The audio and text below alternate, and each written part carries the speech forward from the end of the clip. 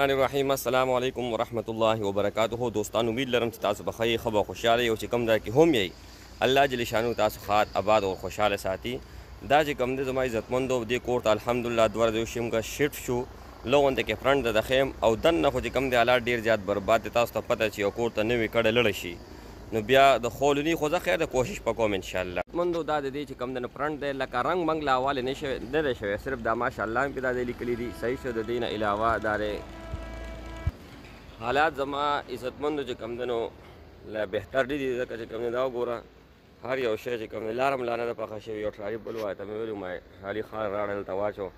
دا ګندونه مندونه دي اوبه دلته راځي چې کوم دی نو مین هول لا نه دی چالو شوی دلته چې کوم دی نو دا دی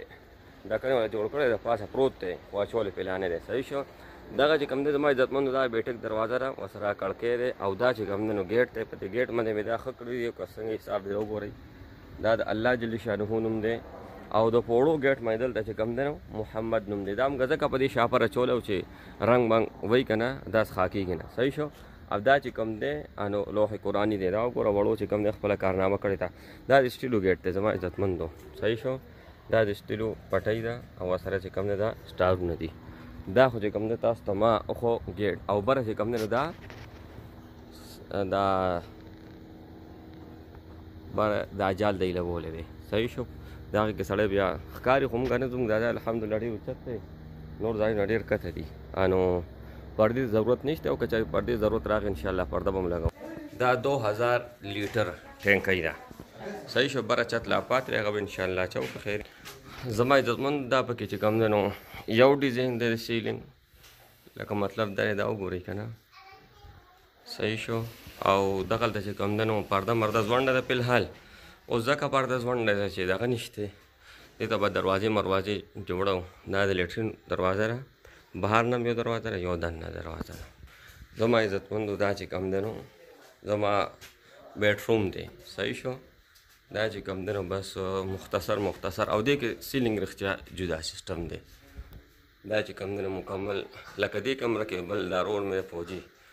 د ده او زما کمره یو شان ده بهر سیلینګ جدا دی اور دلته هم چې کوم دی لمچتینګ پرېښودی دی صحیح شو او زه بس چې کوم دی نو ما دعاګانې کوم چې الله جل شانو خپل فضل او کرم او رحم وکړي چې هر یو شی کوم دی نو ورو سیټ شي بیا مکمل کور درته ښیم اوس درته لږ لږ ښیم ځکه چې کوم دی کاډې ډېرې اخوا دېخوا پرتې دي دا پکې زما عزتمندو چې کوم دی نو ګیرلي ده او دا اوپن کچن دی نو دا د هغې کړکۍ دی صحیح شو او دا لا موږ استعمال کړی نه لا شروع شوی نه ځکه چې کوم دی مین هول پاتې دی ټایلونه پاتې دي دغه ګیرلي ده دویم چت ته هم چې کوم دی لنټر ته شی رسېدلی دی صحیح شو دا چې کوم دی ډي سي سیټینګ دی پکې شیشو او د اے سي سیټینګ پکې چې کوم دی نو دا دی صحیح شو عزتمندو دعاګانې کوو چې الله جل شانهو زر تر زره چې کوم دی نو دا هر یو سیسټم برابر کړي او الله جل شانهو دې کې خیر او برکت واچوي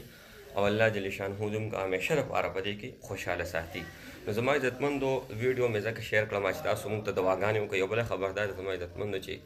څومره یوټیوب کې ما سره سبسکرایبر دي په دې پښتو چینل کې 80,000 نمبر دي ټول زموږ وروڼه دي او ټول چې کوم دی نو زموږ خپله فیملي زه ګڼم ځکه مې دا ویډیو چې کوم دی نو تاسو سره شیر کړه السلام علیکم ها دا یو خبره پاتې ده دا موږ چې کوم دی نو اسلام آباد کې دا دی واغسته صحیح شو 15 مرلې دی او چې کوم دی نو یو مرله تقریبا 5 लाख के करीब صرف تل او اوس چې بیا کور جوړ کړي نو کم از کم یو پورشن 50-60 پورې چې کوم دی چې 2 پورشن نو کروڑ پورې چې کوم دی حساب شي دا ټول د مور پلار دعاګانې دي او ستاسو چې کوم دی نو محبت دی السلام علیکم